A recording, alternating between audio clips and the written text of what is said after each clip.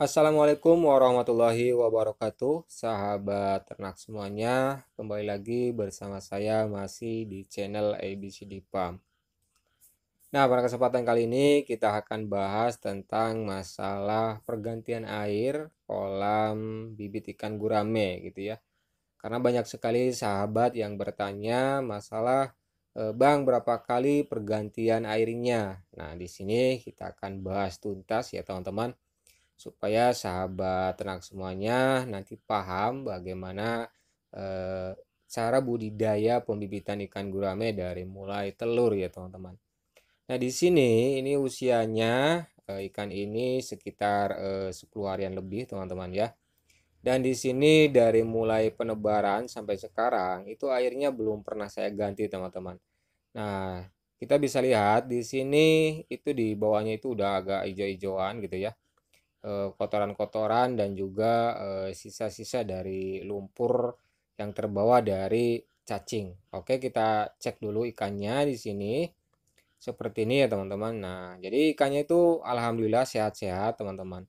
Dan pertumbuhannya ini lumayan lah, walaupun nggak begitu cepat, tetapi ini masih hitung standar teman-teman. Karena memang ada kalanya kita mendapatkan telur yang bagus banget di pembesaran, sehingga dalam segi pembesarannya itu cepat banget.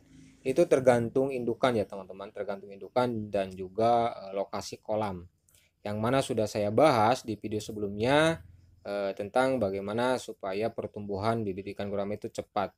Selain dari posisi kolam, yaitu dari apa, keturunannya gitu ya. Kalau keturunannya atau indukannya jelek, nah tentunya keturunannya juga akan jelek dalam segi pertumbuhannya.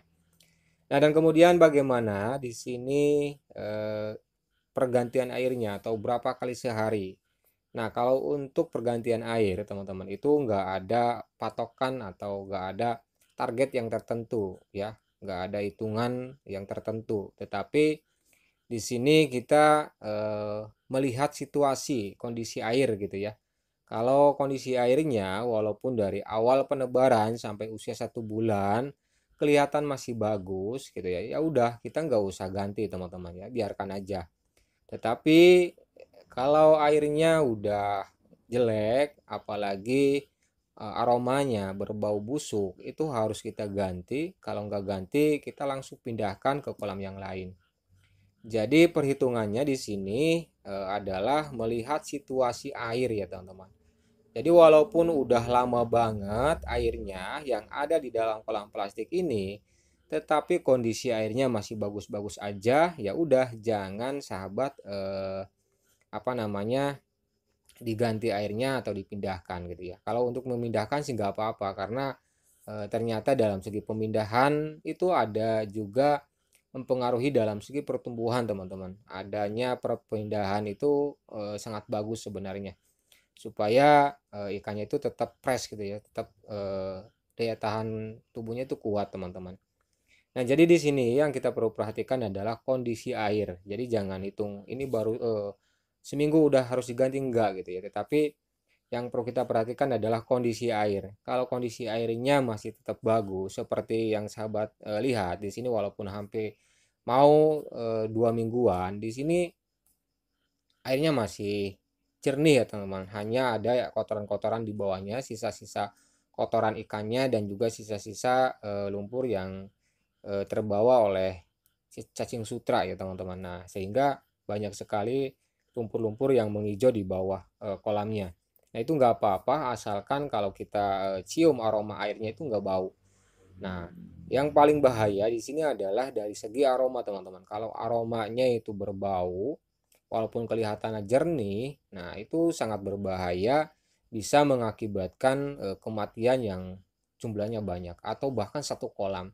Karena saya pernah kejadian waktu itu airnya itu biasa aja teman-teman, kelihatannya itu biasa aja, kelihatannya jernih. Tetapi ternyata airnya itu berbau diakibatkan adanya cacing sutra yang pada mati. Nah, sedangkan cacing sutra yang pada mati di dalam kolam itu akan menimbulkan bau yang menyengat teman-teman. Nah, sehingga ternyata setelah beberapa hari ikannya itu mati semuanya. Nah, ternyata kendalanya adalah airnya itu berbau. Jadi masalah pergantian air itu dilihat dari situasi airnya ya, kondisi airnya dulu. Kalau kondisi airnya masih bagus ya kita biarkan aja, tetapi kalau airnya udah nggak bagus walaupun baru beberapa hari kita mengganti, nah itu harus kita ganti lagi atau kita langsung pindahkan lagi ikannya ke kolam yang lain. Makanya di sini bagi sahabat yang mau pembibitan minimal itu memiliki 2 kolam. Kenapa? Ya untuk memindahkannya gitu ya. Nah jadi yang kolam yang satu kita biarkan kosong untuk dikala nanti kolam yang satunya itu udah jelek airnya kemudian kita pindahkan. Nah jadi sebelum dipindahkan kita udah siapkan tuh kolamnya dan juga airnya gitu ya. Jadi airnya itu udah siapkan terlebih dahulu seminggu sebelum dipindahkan. Jadi jangan menggunakan air yang baru diisi dari sumur atau air yang lain gitu ya. Jadi air yang udah diendapkan terlebih dahulu minimal 1 mingguan. Nah itu supaya tidak mengakibatkan bibit ikan itu pada stres teman-teman. Kalau ikannya pada stres itu akan mudah sekali yang namanya terserang penyakit. Nah ini adalah tentang penggantian air gitu ya, atau pemindahan ikan. Jadi untuk pemindahan ikan mungkin tergantung sahabat bisa 2 minggu sekali itu untuk pemindahan gitu ya. Kalau untuk pergantian air itu tergantung situasi atau tergantung kondisi airnya. Kalau airnya masih bagus, walaupun sudah 1 bulan, ya udah kita pakai aja gitu ya, nggak bakalan apa-apa. Nah, jadi sekian sahabat ternak semuanya tentang cara pergantian air atau pemindahan ikan dari kolam yang satu ke kolam yang satunya lagi. Nah, itu yang perlu kita perhatikan adalah kondisi air ya teman-teman, karena memang dalam budidaya pembibitan ikan gurame itu yang harus kita benar-benar perhatikan adalah kondisi air. Jadi kondisi air itu jangan sampai aromanya itu berbau teman-teman. Biasanya akan berbau itu karena kalau pakannya udah menggunakan pelet, kemudian banyak pakan yang tersisa. Nah biasanya itu akan mempengaruhi aroma air ya teman-teman. Jadi selagi menggunakan cacing sutra, jangan sampai cacingnya itu pada mati teman-teman. Kalau pada mati biasanya akan mempengaruhi aroma air, sehingga nanti aroma itu bau menyengat yang akan mengakibatkan kematian pada bibit ikan gurame yang jumlahnya sangat banyak.